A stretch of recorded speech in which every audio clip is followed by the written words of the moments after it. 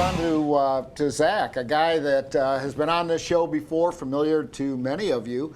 If you ever go to the Lakeland Tigers game or spring training games, you're going to see him around because he's one of the head honchos there and keeps us all straight on what the latest and greatest is going on in Major League Baseball, and some really exciting stuff I didn't know before we came on air. We were talking about it, and that's going to be pretty cool. But let's hit the Tigers first.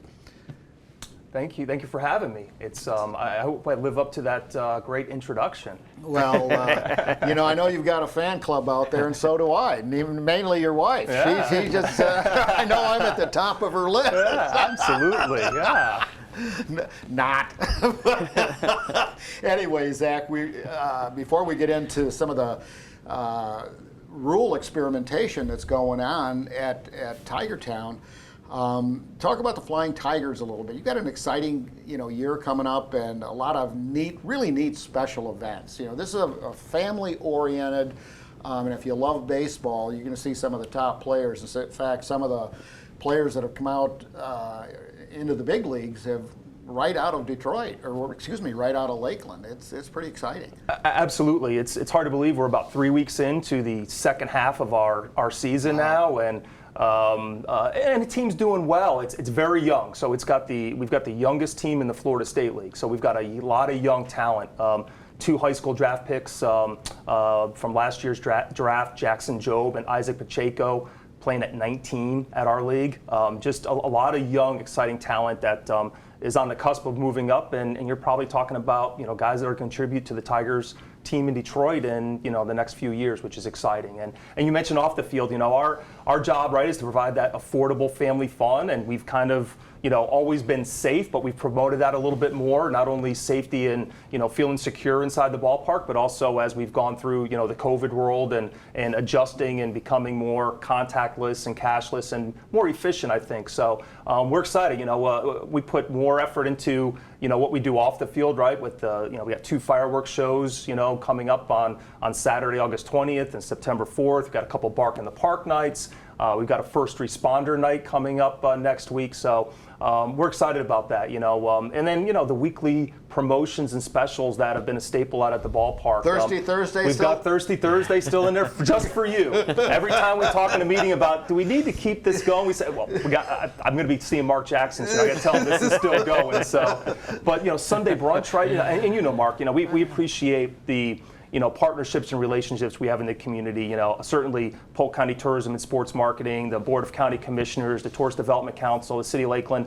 When we made those improvements at a Publix field, back in 2017, the enhancements with air-conditioned space, covered space, the pavilion space, right? Covered, shade, and air conditioning is really what we need. You can talk, I think that we're almost at the end of July. It's supposed to be one of the hottest Julys on record. If we don't have those spaces, it's quiet out there. But Sunday brunches, we sell out for 200 people up in our club area on a game day. To have, all-you-can-eat brunch with your game ticket.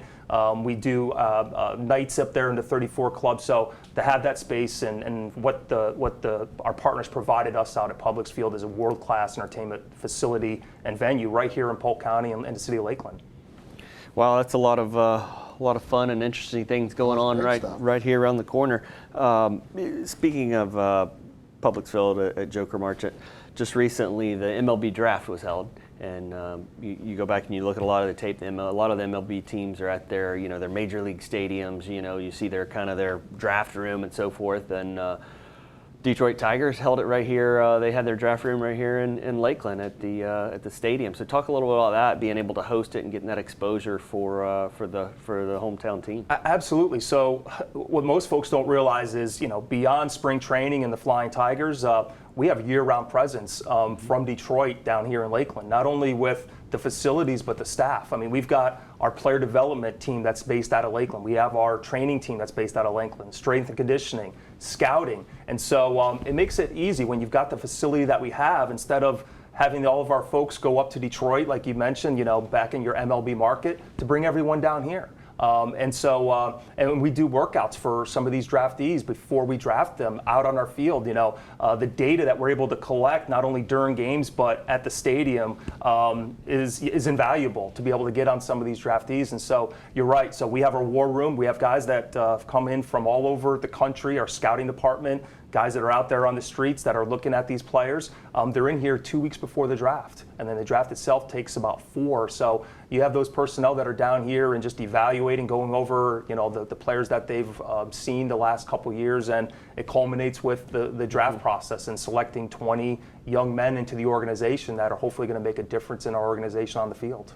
Zach, if you had to, and I know you're a stats guy, you and Steve Dykes, and crunch the numbers like nobody I know.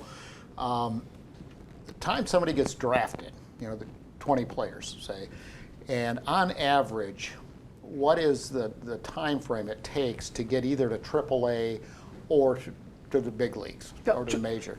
Now, it's on average, you would probably be in the 3.5 to 4 year range. Now, just remember too, what makes baseball unique in the draft process versus the other sports is we're also drafting high school players, right? So those will take a little bit longer time, right? Like I mentioned with a couple of our players that we drafted last year, they're 19 years old now, right? So they're going to progress probably to a high A, double A, triple A, so their path will be a little bit longer versus a high college ready player that played at a major program like you pick any program in the SEC. People talk about SEC for football, but look at the players coming out of the SEC for baseball, right? So so some of those college players may be closer to 2, right, and then your high school a little bit longer. But the exciting part is that you've got a mix, right? We drafted high school and college, so some of those college guys will be up a little bit before, but the long-term opportunity and value with some of those high school players is pretty valuable from a cost perspective as well. Wow. Yeah. Well, and it's funny, Zach, that you mentioned that. So many people don't see the expenses that a Major League Baseball team, they've got this big contract, MLB TV contract. You've got, or you have people in the stands, sponsorships and all this type of stuff. But the expenses are mind-boggling for a Major League team because you have the entire platform. You go from one platform to the next, sort of stepping stones all along the way. Rehab, you talked about that a little bit, that this is a hot spot for rehabbing your players. That's expensive, and it's an expensive proposition to ultimately get to the bigs.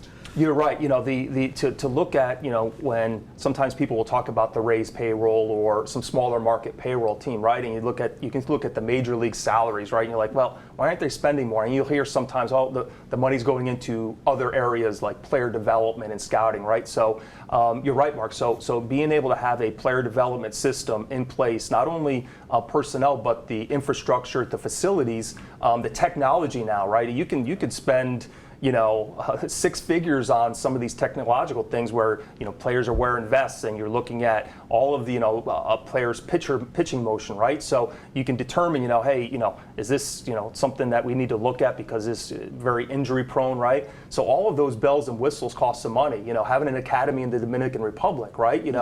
Costs money, and then putting money into the facilities down here, right? If you're going to use them outside of previously an 8-week window maybe for spring training, and you're going to have the Major League Draft down here, you're going to have scouting meetings in the fall, you're going to bring in a fall instructional league. You got to be able to invest those dollars, and not only that, but take care of your minor league players, right? So with your housing situations, right, and providing them housing, providing them, professional athletes aren't eating 3 meals a day; they're eating more like 6, right? So providing the meals to them, the nutritional meals, and then also the resources. You mentioned the rehab program. The unfortunate part about this year at the major league level, we've had a lot of injuries, and a lot of those guys are down here in Lakeland. Not only short-term injuries, the sprains and strains, but Tommy John surgery recoveries, shoulder surgeries. Unfortunately, Alex Faedo, a Gator and a former Lakeland Flying Tigers, got to have hip surgery. So all those guys have been down here and they're going to rehab. And those are kind of the guys that get forgotten a little bit because some of those surgeries are a year plus recovery. So all of a sudden you don't hear from some of those guys, and all of a sudden you're like, oh, Casey Mize is back. This Spencer Turnbull's coming back. And you're like, oh, well, he's been in Lakeland now for about 1.5 years, 2 years recovering. And it's all because of the facilities and the training staff and the amenities that we have to be able to allow those guys to rehab here versus up in Detroit or somewhere else back around the country. Well, it's basically pumping money back into the community too. Yeah, This is new money coming in. Oh yeah. When you've got some guys making, the minimum salary now is $700,000. The average is about $2 million, and guys are making a lot more than that. And to have some of those people in your community year round, that's definitely generating some additional dollars for our community. Wow. Good stuff. As we wrap up, I want to give the viewers just a little info where they can get info about the Flying Tigers, schedule, games, all that good stuff. Absolutely. So we're down to we see the finish line. We're down to about the last month and a half, but still exciting games coming up throughout the summer. You can visit us at lakelandflyingtigers.com. We're active on Facebook, Twitter, Snapchat, all of the fun social media channels. And then anytime you want to come out to Publix Field at Joker Marchant Stadium, we actually staff a ticket office. You don't see many teams that staff things. Everything's automated and but we actually have people at the ticket office that'll answer questions and get you tickets and get you squared away out there. Man, that's some great stuff. And it's such a blessing to have the Tigers here in Polk County, in Lakeland. People don't realize the money, literally the hundreds of millions that are pumped into this community through fans, through the team's expense. It's just absolutely mind-boggling. How much it is, and we certainly appreciate your efforts, and it's always great to have you back on the show. Just wellspring of knowledge. We got to get you back and talk about some of the new things coming up in Major League Baseball that are being done right here in Lakeland, and so maybe the wave of the future, if you will. Absolutely. Thank you for having me. Thanks, Zach. Appreciate it.